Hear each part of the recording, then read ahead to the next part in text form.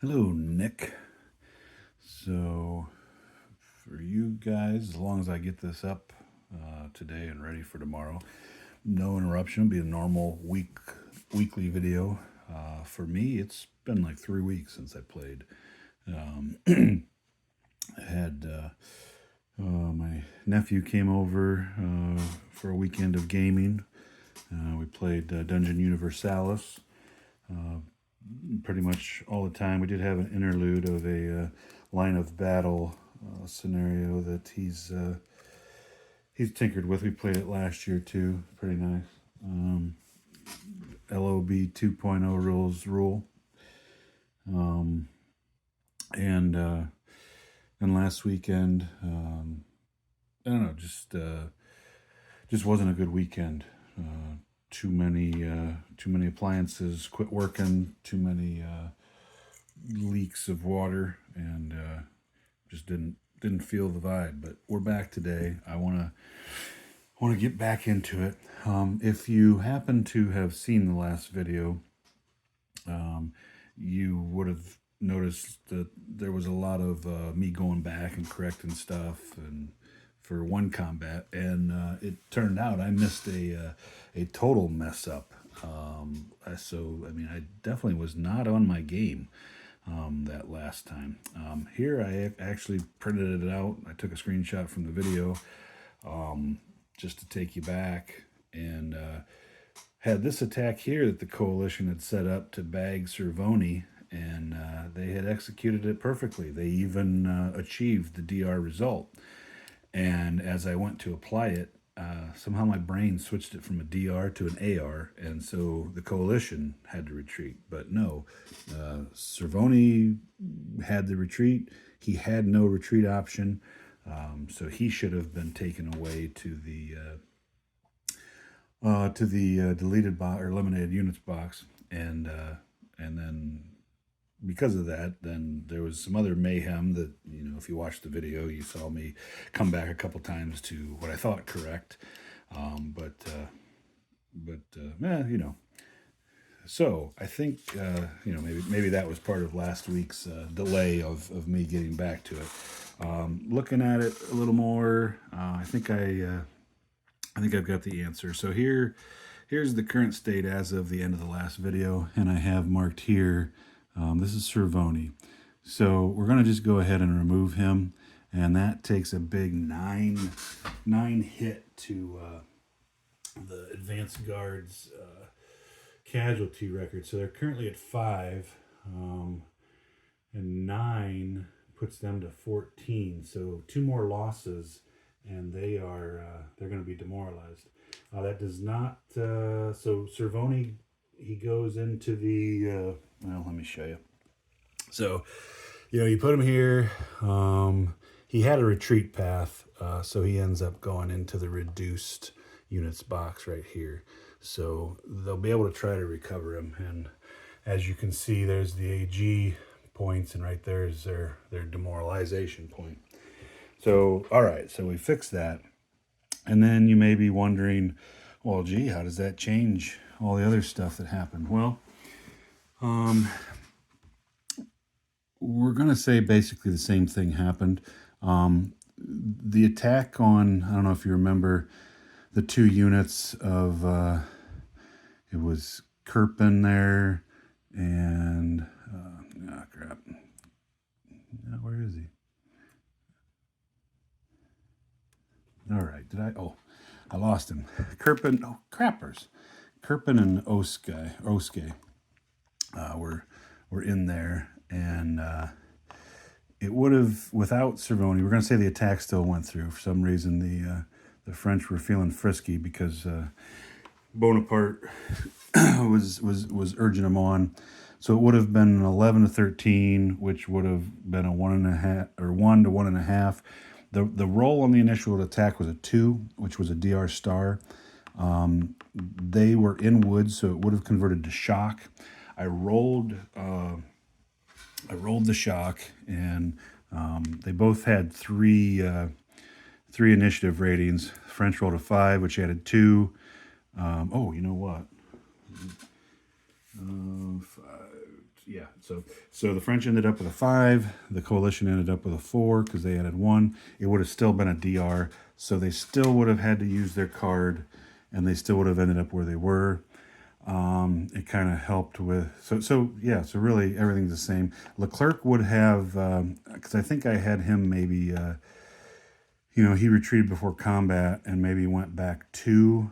Maybe he just would have went 1. Yeah, he would have had to still go back 1, which would have made that retreat impossible to where they had to use the card. And then with Petoni B coming forward, he would have also the next phase retreated, because I was thinking like he was going to be bagged also, but he was able to get out of it. I mean where was it? I can't remember. I had the one guy from the attack, Ruscovina.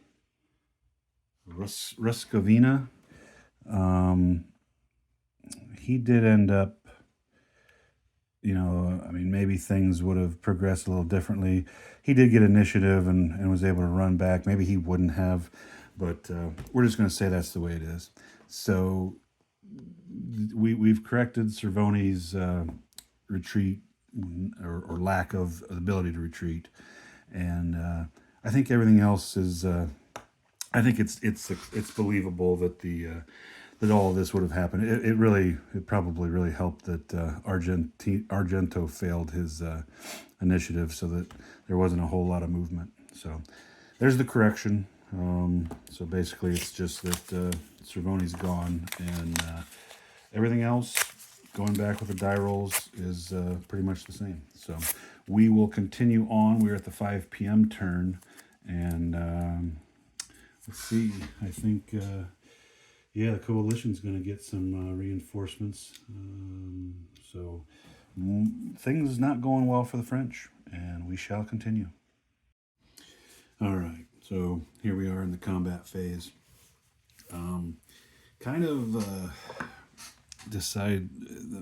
Napoleon kind of decided it's all or nothing right now.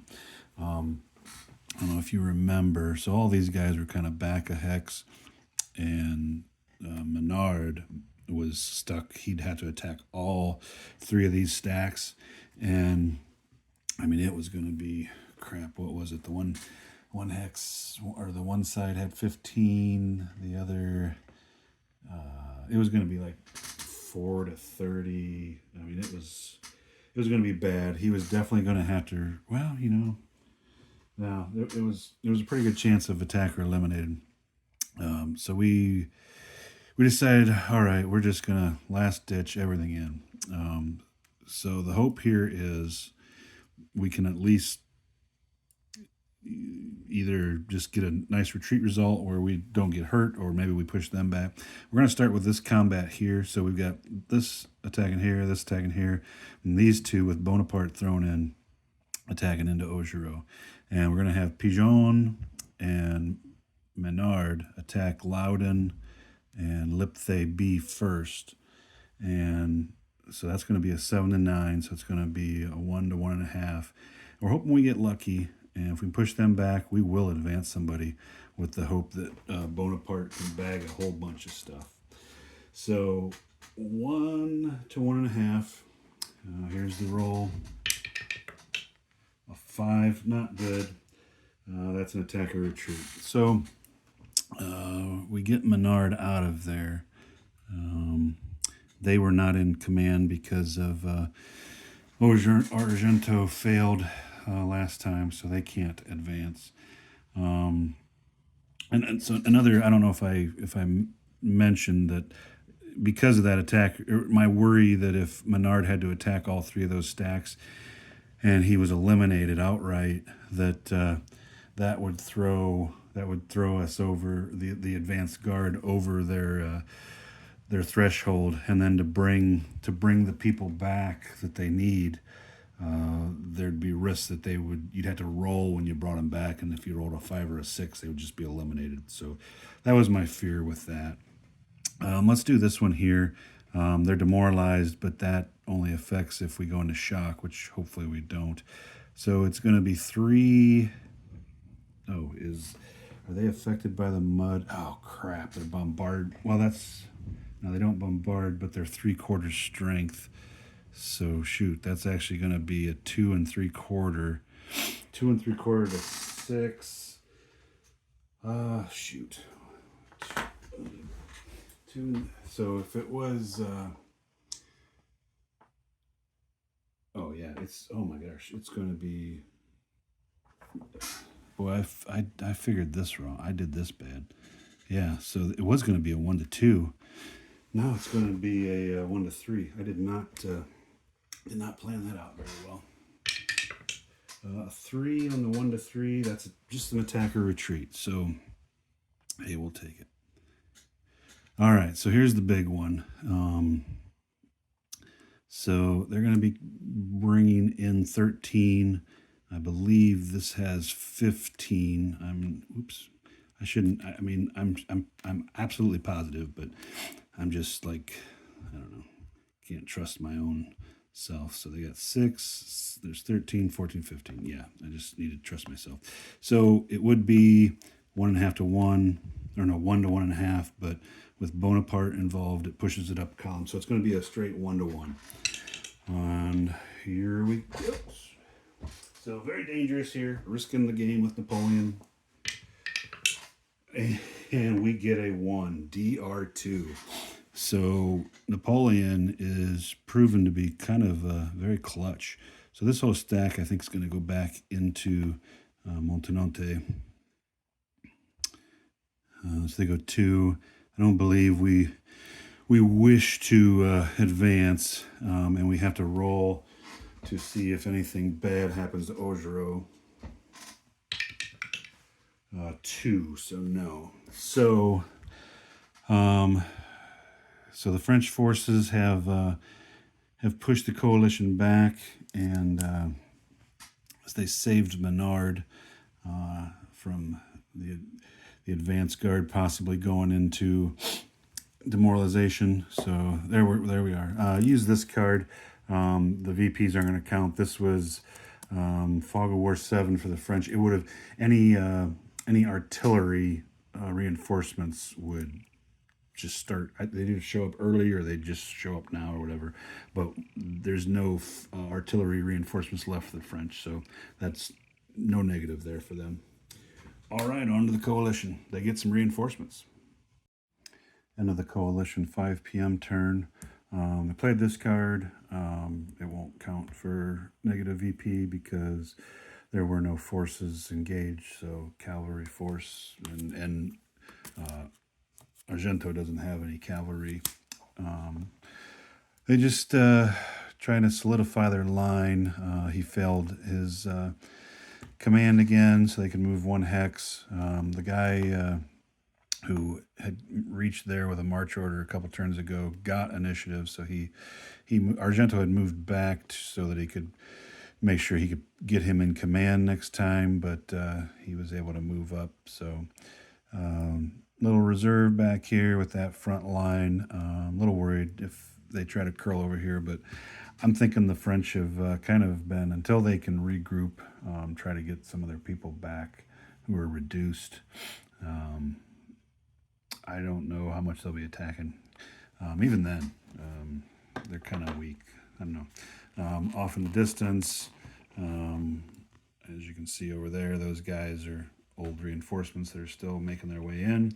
And then there was that advanced reinforcement that came in over here. I can't remember why they came on over here, but I remember they do, and I didn't want to look it up again. These guys, so they're under a march order. They're headed up to Frassone up over here. So they can kind of take on that left flank of the defensive Dago, making that pretty formidable. And then Argento's forces here, they've got a march order to Cadella Sola, where then they can link up. And they got to take the shortest path, so it's basically just going to be jetting up here. And these guys will probably jet up here and maybe cut over here to there and go. I think that's probably the shortest route. I can't remember if it's hexes or movement points. Probably movement points. but that seems to be the case, and it won't put them in any danger of coming in close combat with the French, unless Argento's lines just deteriorate, which I don't think they're going to. I think at the moment, I think Argento's got the upper hand. So there you go. End of the 6 p.m. turn. It was a weather turn. Started raining again, and it was a recovery turn. As far as the reduced units that were awaiting recovery, the French were able to, let's see, it was Babel? Yeah, Banel right there. He succeeded his role and then was reorganized by Argiro.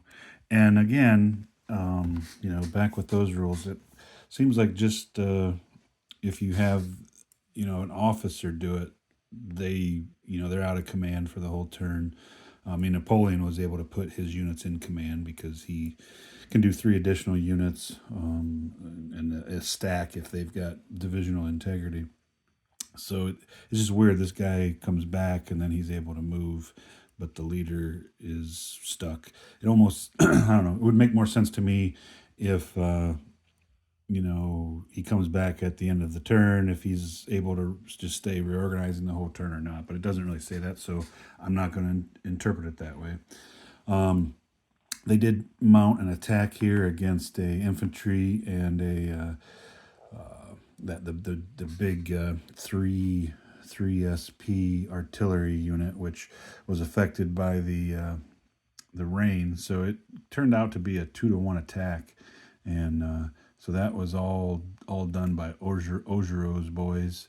Or no, it wasn't. I guess Massena's boys helped out. Augereau's boys moved over here at the other guys, so they're not demoralized anymore since they got Banel back. So kind of pushed that flank back in a little bit, and just kind of solidified otherwise on then there was also Cervoni, who would have been huge to get back, but he failed to progress to the recovered and ready for reorganization. So it won't be till the night that he'll get another chance. On the other side, Argento, he reorganized and he brought who was it? He brought this guy back, and everybody on his side had to work on initiative, and so there was just a little shuffling around to try to do a little more solidification of that line. These guys under march orders continued, and these guys under march orders continued. They're under march orders, but they are not in road march, so they're able to stack. Since there's not really. Oh, you know what though? Yeah, shoot. Since they are going over spans and bridges, I should have them in road march. So I'll correct that and adjust them. I was just thinking I'll just have them stacked together. That'll be easier. But I will correct that. So here we go on to the 7 to 8 p.m. turn. Or I guess 7 and 8 are together. It's a dusk turn. So everything is by initiative. And I think it's basically you got to disengage, or no, that's when at night comes. So they could attack, but there's some restrictions at dusk, and I don't know if there's going to be much attack, and we'll see. All right, so we went through the dusk turn. We went through 3 night turns. They all were, so the dusk turn, everything was, you had to move by initiative, and infantry had movement of 2, cavalry had movement of 3, no cards played during this time, and then there was basically, normally this is when Bonaparte and Augereau would have arrived. So disengagement, nobody was next to each other. Recovery, old Cervoni still couldn't recover, rolled a 5. And then night march, had night march, and then I don't think there's anybody that has any march orders. You could make a new march order that'll start first thing on the next, like on the 7 a.m. turn for a force. And then the card segment, we redid the cards. discarded what was in our hands, took out alternate reinforcement cards, counted up all the negatives. I'll get to that at the end. We'll save that. So at night, unless it was thunderstorm or mud, it's fair weather. However, in somewhere within the Piedmont rules, I think there was somewhere that it said that you ignore the weather at night. But so the night marches, if you remember, there's these. Are these Piedmontese? No, they're part of. Is it Schoenberg? Schottendorf, part of Schottendorf's corps. Let's see, yeah, these two units. So they moved to were able to move their cav, and then these infantry moving along. There was also overnight. You can build roadblocks. I'd reread the roadblocks rules. You got to. I mean, I was doing them on roads or trails, but you have to do them in a defile hex. So, like at the end of a bridge or or on a slope or in a forest. So this one, I did have this one up here, so we just moved that back to the forest. We had this guy put a roadblock there just in case the French get crazy and try to go around there. And then I think I adjusted a roadblock up here and then put this one down. I mean, they would be concealed because you don't know whether they're a unit or what, but I think it kind of gives it away because you're facing hex side, whereas normally I have everything. I mean, I guess you could start having your counters just all be cocked weird so your opponent never knows, but that seems like a lot of work. All right, so battle lines are drawn. We now have, so this is going to end at 3 p.m. A lot of work for the French to do. I don't know if they're going to be able to do it. They're going to get some reinforcements coming in here as our Argento 6103. Where's that gonna be? Holy crap. It's gonna be way up here. So that guy's gonna get a march order. He may get down there, but I doubt he's gonna be involved at all. The French units are gonna come in here, and we've got La Harpe available. We'll probably write a march order for them to go to what is it, Cassel or Cadell Isola, but La Harpe will be able to take them out of that once they're in range of him. So I don't know. Like I said, some work to be done by the French. They need to take control of that. They need to batter the coalition, and they just have not been able to do it. Every time they've been in a position to do it, the dice haven't cooperated with them, and then the one time they did do it, the coalition had a card. So let's look at the points. So here we go. So the coalition had -7 VP they had 2 fog of war cards and alternate reinforcements, and that secure flanks card that pretty much saved them. Argento was able to get back to Cadell Isola to bed there overnight, so another half point. So we add this up. They're sitting at -13 after 2 days of battle. The French, they also had -7 for that day. Had an alternate reinforcement, an early arrival, and reinforcements by another route, which is still active, though I don't think it's going to come into play. So they're sitting at -9. So the coalition is down by 4. I mean, we're not counting victory point hexes. I do believe that the coalition is going to go back to their one plan to jet somebody down here and retake that, but it's going to require somebody on their own getting initiative. I don't last time I was going to have them do that, the French kind of were looking a little more menacing, but I think we'll be able to maybe strip off a 4 or a 3 initiative unit to go do that. And we got reinforcements here that's going to reinforce. Got a couple guys that just arrived there. So I think things are looking pretty good for the coalition. I don't see the French are going to be able to bang through there. I think they're going to have to get they're going to have to start taking more risks, and that's gonna, I don't know. I mean, that could backfire. I mean, oh, what's his name? So Orgeros, he's got 3 units. The 2 infantry are already on their reduced side, and he's got a 1 strength artillery. There's other guys over here, Banal, that he brought back. Massena,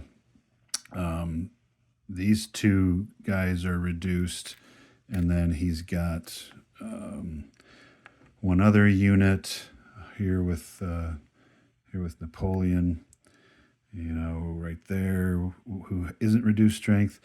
And then La Harpe, he's good, except he really needs Cervoni. And Cervoni has so far eluded being able to come back. So there's where we're at. I'm going to have to look whether the first turn of the day is a recovery reorganization phase. It's weather, but then, the next time you do weather's at 9. So I don't know whether we do recovery on the first turn of the day. I'll have to look that up. But there you go. We're back into it. We're on the last day, and I don't know. We're going to see what happens.